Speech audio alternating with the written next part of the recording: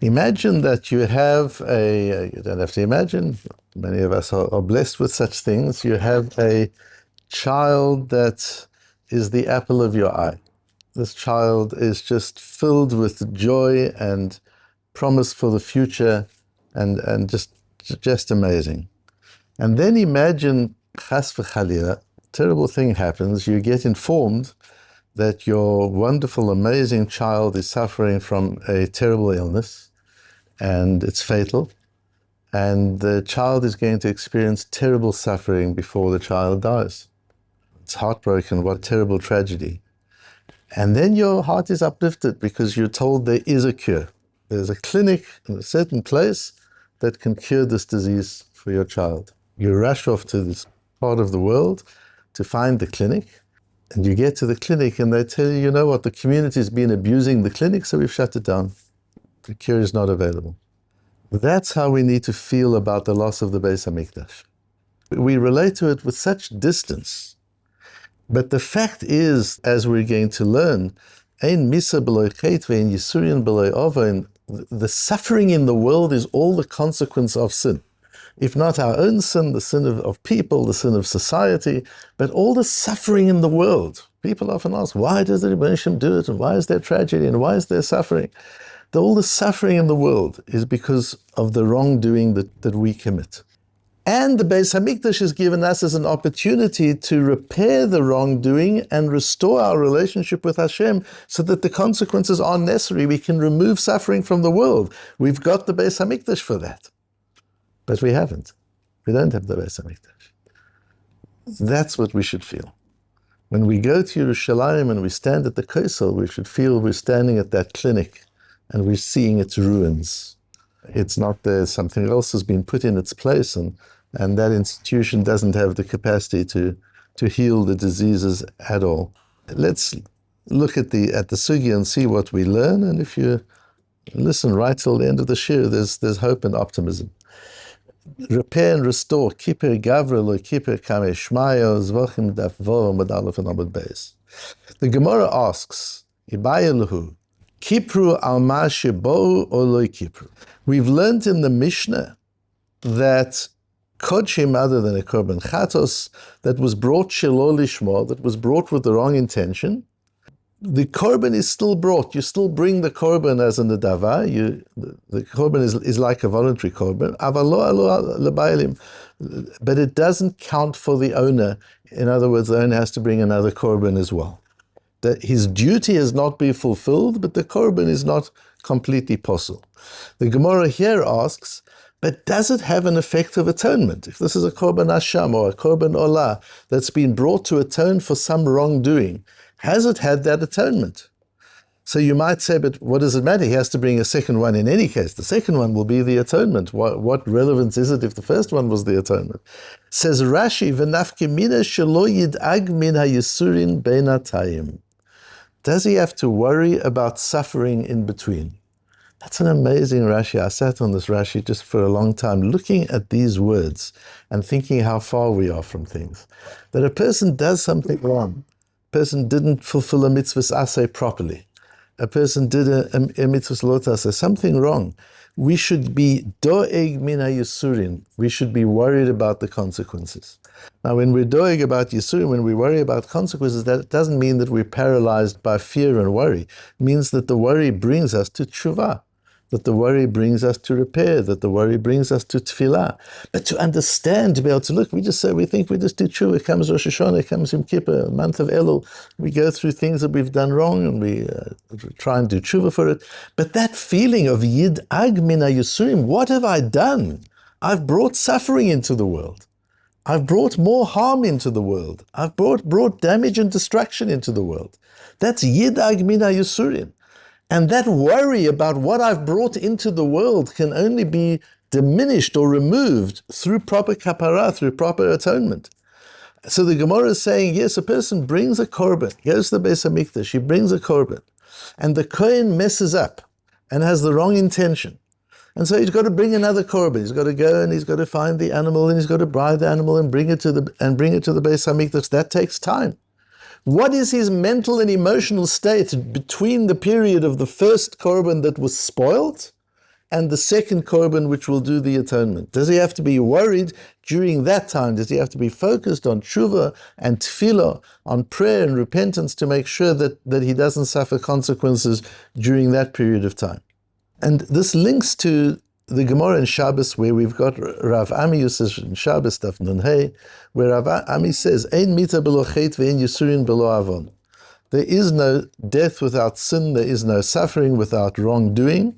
And then the Gemara goes through, and the Gemara comes out and disagrees with Rav Ami and says, "V'tiyuvta Rav Ami tiyuvta," asks a question that isn't so. Sometimes there can be death and suffering even if there wasn't sin. However, the Gemara in Brochus on Daf Memvov brings that when we say Birkas Hamazon in the house of an Avel, there's a whole tziduk hadin that we have to say with the brocha of Atov HaMeitiv, Patich Uvorich Atov HaMeitiv Kel Emes, Dayan Emes, Shofet Betzedek, etc., Ki Chol Derachav Mishpat, because all his ways are justice.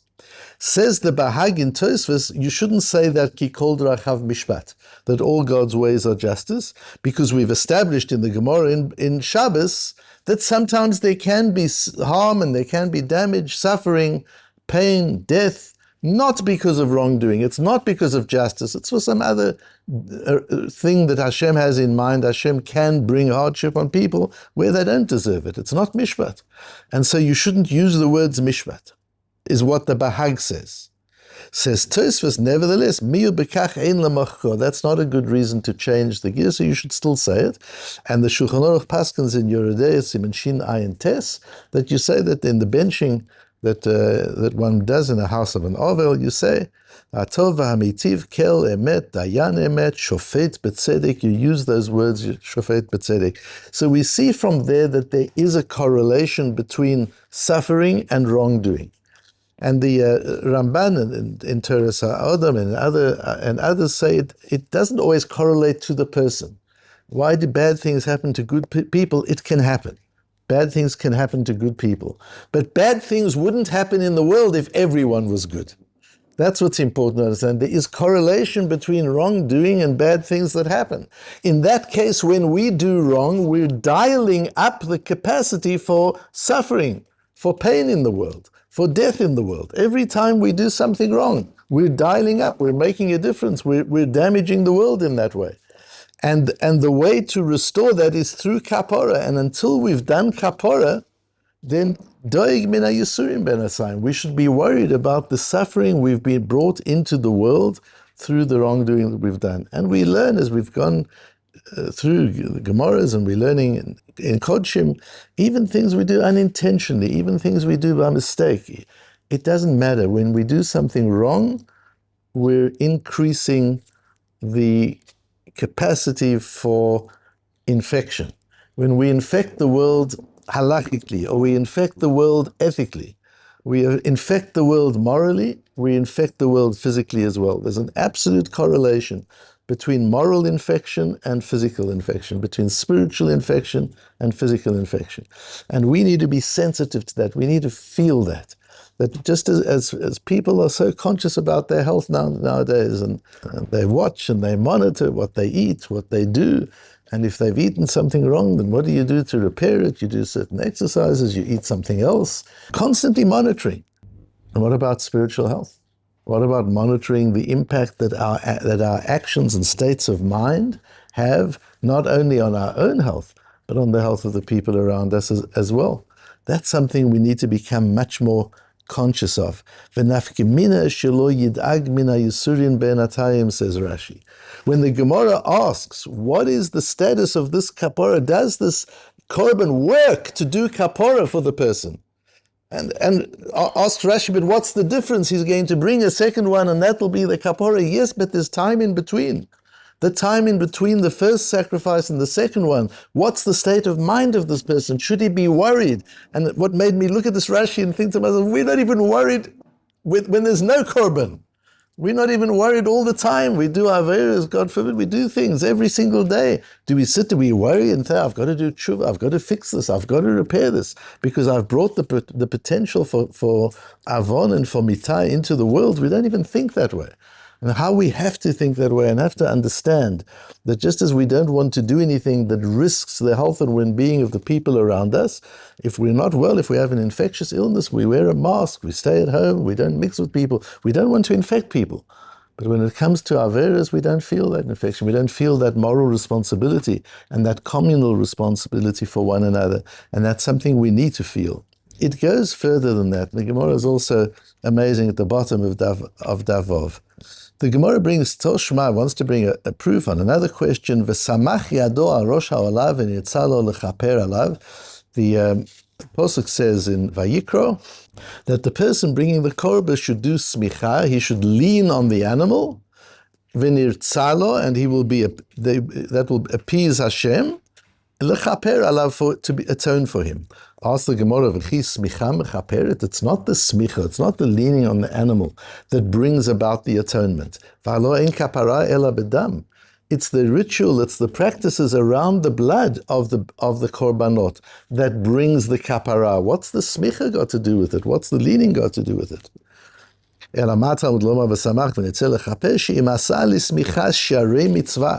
If a person treats the leaning, that one part of the korban, we talked about the important avodot of the korbanot, the shchito, the kabbalah, the halacha and the zricha, the four aspects of the avodah. One of them is not the smicha, but there is a din that the owner of the korban has to lean on the animal. If he treated that lightly, you talked about the shiurei menachos a few minutes ago in the Mishnah Yomis, like a shiurei mitzvah, like the leftovers of a mitzvah. There are all sorts of things. You've got to bring a korban, of course. There's got to be proper shchita, yes. There's got to be proper Kabbalah, there's got to be proper Hilocha, proper Zrika, all these things, absolutely. The smicha doesn't seem to be such an important thing. If you took it lightly, Ma'ale alav hakosuv ki'ilu lo kipper, the Torah treats you as if you've damaged your atonement, but the fact is it did atone. Says Rashi, what does Sharei Mitzvah mean? Shelo nechshava be'inav velo asa'a. We're not just talking about the fact that a person didn't do that part of the mitzvah. He didn't do it because it wasn't that important. How often does that happen, that the things we treat as, it's just a d'Rabbanan, it's not that important, I'm doing the mitzvah, this part of it is not that important. That's treating a part of a mitzvah like shiurei mitzvah. The main thing is, yes, I say Kriya Shema, I do this, but Psukkah de Zimra, not that important. I'll daven, but daven with a minyan, not that important. I keep Shabbos, but really to be meticulous, not to talk about things I shouldn't talk about. We treat that as shiurei mitzvah, as the little leftovers of the mitzvah. And the leftovers you don't really worry about that much. They don't have value. If you don't do even small parts of the mitzvah because you devalue it, it's ki'ilu lo kipper. Maybe this is not talking about smicha. Maybe this is another idea, and Rava introduces us to the idea here of kiper gavra lo kiper kamishmaya. It's possible that the man is atoned, but not before Hashem. So we're bifurcating atonement here. You can have a kapora, you can have an atonement where you're atoned, but not before Hashem. What does that mean? Explains Rashi, Lo kiper kame shmaya. You have been yotze in as much as you don't have to worry about Yisurin. Rashi says at the bottom of the page, Kiper gavra al kol aseh shebiyado v'nitzal mina Yisurin. He's saved from Yisurin. You can relax. There's not going to be suffering as a result of what you did. You treated something cheaply. You didn't treat it properly, and therefore kiper gavro. Yes, you return, but lo kiper kape shmaya, says Rashi, lenachat ruach lekono, de lo avad mitzvah min hamuvchar. By not doing a mitzvah min hamuvchar, by not doing a mitzvah completely, beautifully, in a high value way with high quality. We often talk about quality. You want something of high quality. You're willing to spend more on a higher quality item that you buy at the supermarket. You're willing to spend more on a high quality item that you buy for your electronics. You're willing to spend more on a high quality item you buy for your home. We understand the value of quality. What about the quality of our mitzvahs? We understand the quantity of our mitzvahs. We're good at quantity. We know the quantity of learning. We know how to turn the pages and do the quantity. What about the quality? How much are we focused on the quality? A mitzvah min hamuvchar, to make a mitzvah a high quality mitzvah. And when a mitzvah is not a high quality mitzvah, there's kapara, you've done what you have to do, you're not going to be punished. But a nachat ruach lekono, what does a nachat ruach lekono means? That when the Rebbeinu Hashem opens his door to you, his face is smiling. And he's saying, Shalom Aleichem, I'm so happy to see you. What's that worth to you? Or you knock on Hashem's door and he opens the door and walks away. Doesn't punish you, doesn't close the door in your face. You can come in and sit down. And he goes to his desk and he carries on doing what he needs to be doing. Or the Rebbeinu Hashem embraces you because nachas ruach lekona, because you've given him pleasure. The way we save ourselves from tragedy is by doing the mitzvahs. The way we enable Hashem to embrace us, that's a different quality. To feel saved from trouble is one quality. To feel embraced by goodness, to be embraced by Hashem himself, that's a completely different quality of being, to feel that embrace. For that you need to be doing mitzvahs min hamuvcha. We need to be doing quality mitzvahs. And that's the kipper gavra le kipper kameshmaya. We're going into Rosh Hashanah and Yom Kippur. We can get kapara, we can get atonement. What we need to focus on is, are we going to get atonement? Not only gavra, not only are we going to be atoned in Yitzhak Hashem and avoid any negative consequences, because although we don't have the Beis Hamikdash, the clinic is no longer there. But we do have Yom Kippur. Not only are we going to be atoned and save ourselves and others from suffering, but that there'll also be klape shmaya, kameshmaya, that the Rebbeinu Shalom will have such pleasure from us and receive us and welcome us with the embrace and love of the Rebbeinu Shalom. That's what we hope to achieve. And yes, we started off with that worrying thought of what happens if the things that we've done wrong can't be atoned because there's no longer the clinic, the Beis Hamikdash is no longer there to be able to atone and help us avoid the tragedies of our wrongdoings. What is there? That's what we learned in the first shir on Zevachim, that by learning Kodshim, we can have the same effect. We can't go into the Beis Hamikdash, but we can bring the Beis Hamikdash into us. And by bringing us into the Beis Hamikdash into ourselves, by applying our minds and our hearts and feeling the things we're learning about, understanding what it is to bring a korban. To bring a korban is a mitzvah min hamuvcha, to do it all correctly and absolutely right, so that we can cleanse ourselves. We can not only repair the damage that we've done, not only repair the consequences that would have resulted from the damage we've done, but we can also restore the intimacy of our relationship with the Rebbeinu Shalom and make sure that kamesh shmaya, that also before the Rebbeinu Shalom, we've given a nachat ruach lekono, we've given the Rebbeinu Shalom pleasure, and his response is one of love and embrace.